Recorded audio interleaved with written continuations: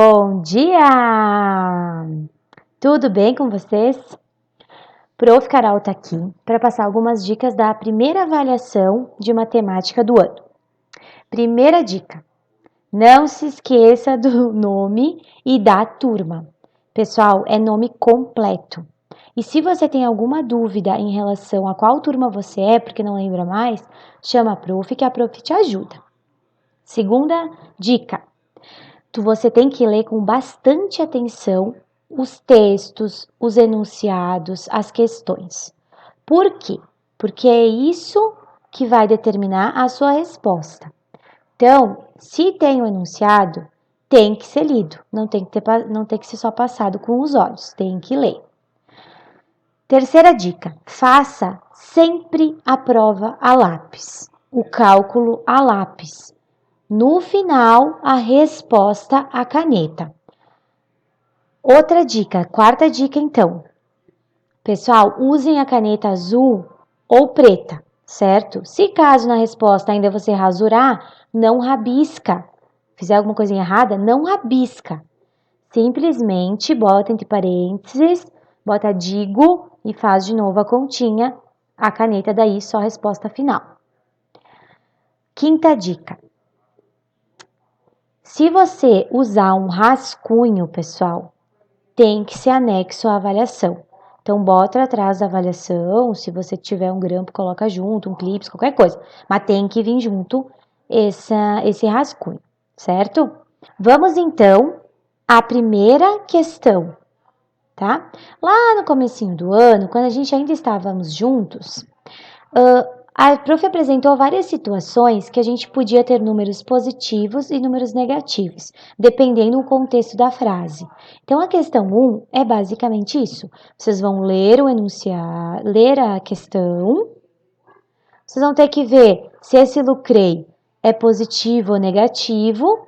Vão botar o sinal e o número, né? O valor que ele lucrou. Então, vocês vão fazer isso da A até H.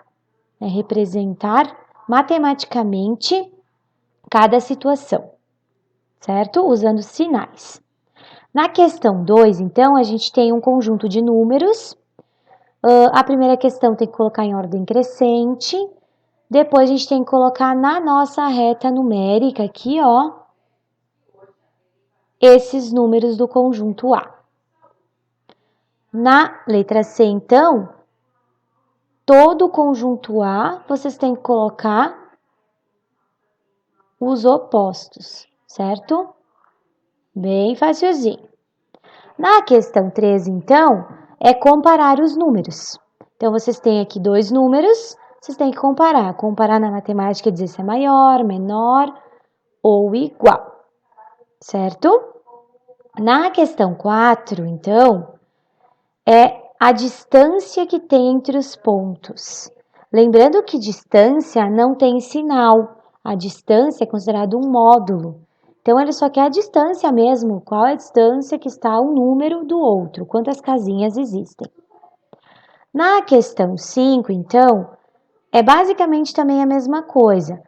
É uma questão de distância. Então, tem o caso de um elevador. Ele se encontra no térreo.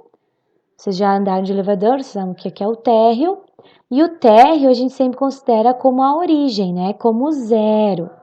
E aí, a partir então do térreo, ele sobe ou desce alguns andares. Então, em cada caso, vocês têm que botar em que andar ele parou. Questão 6, então, algumas situações problemas. Questão de temperatura. Então, leiam bem a questão para saber se esfriou ou esquentou, quantos graus diminuiu ou aumentou. Na letra B, então, também uma questão de unidade. Uma pessoa estava num ponto e ela foi para outro, quantas unidades ela andou, né? Questão 7. Vamos falar um pouquinho sobre dinheiro. Então, a gente fala que o Fábio tem um saldo e aí ele faz algumas movimentações, certo? Ele já tem um saldo e ele faz algumas movimentações. Pessoal, aqui não é sequencial essas movimentações. Em cada caso, A, B, C e D, vocês têm que dizer quanto que ficou na conta. Não é somativo essa questão, é cada caso, cada letra, certo? Questão 8, então, vocês têm que só escrever os números inteiros que estão compreendidos entre os números aqui. Por exemplo, entre o mais 1 e o mais 7. Só escrever aqui, por extenso daí. Na questão 9, então, vocês fizeram uma bem parecida com essa, nos exercícios, onde a gente tem uma reta numérica e cada ponto aqui de 100 em 100 existe um comércio, né, um local. E aí, então, o trajeto que essa Elvira fez, ela fez este trajeto aqui, e aí no final ela pergunta quantos quilômetros, então, quantos metros, Elvira andou nesse percurso. Então, faça com calma, façam cada item e depois vejam quanto foi o total dos quilômetros. Na questão 10, então, a gente tem adições e subtrações de números inteiros. Então, lembrem, o que a adição faz quando eu tenho adição de dois números inteiros? Esse mais aqui, o que ele faz? Ele faz o poder de juntar. E quando eu tenho menos, que é a subtração, o que faz? Ela faz o oposto do número seguinte. Tem que cuidar isso. E quando os números não têm padrão nenhum de parênteses, a gente só pensa em dinheiro, né? Dívida, ganho e dívida, certo? Façam bem com calma e revisem. Na questão 11, então, é para calcular multiplicação e divisão. Então, aqui são outras duas operações de números inteiros.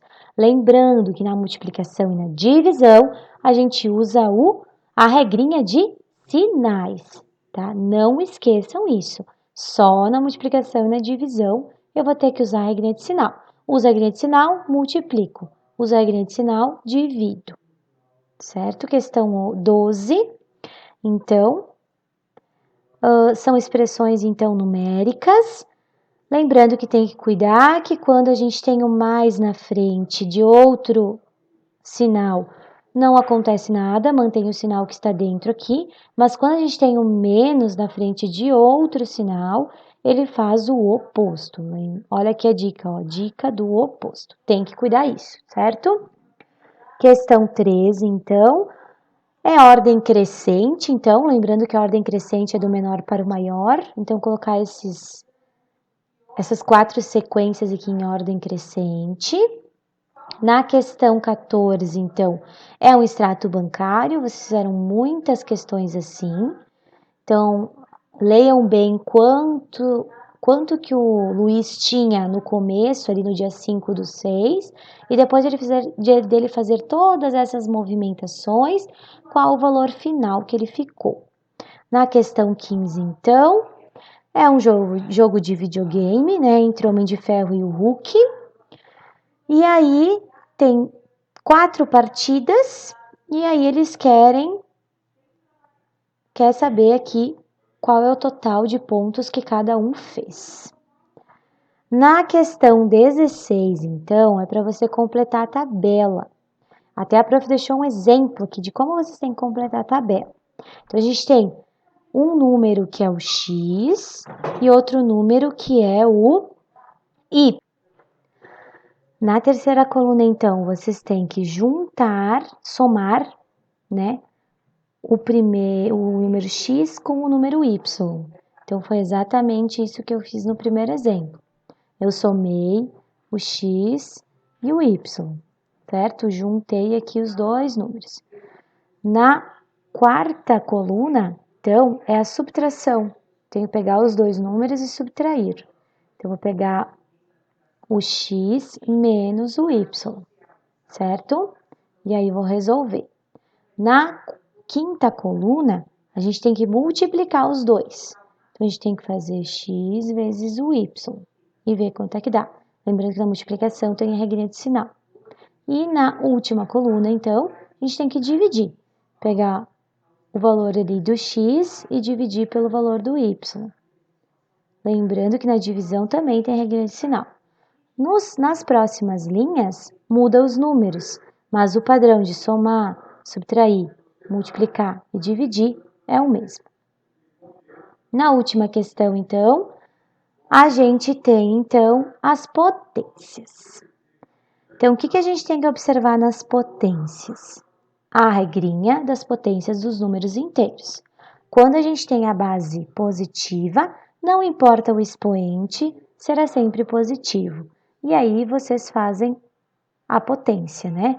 2 na quarta potência, lembrando que não é 2 vezes 4, é 2 vezes 2 vezes 2 vezes 2. É quantas vezes o 2 vai se repetir. No caso, 4 momentos. Quando o sinal da base é negativo, a gente tem que prestar muito bem atenção no expoente. Lembra? Se ele for par, positivo, mas se ele for ímpar, vai ser negativo o resultado, certo? Só tem que cuidar o sinal, porque a potência vocês sabem fazer desde o 6º ano. Se vocês tiverem alguma dúvida, a prof está aqui para auxiliar vocês.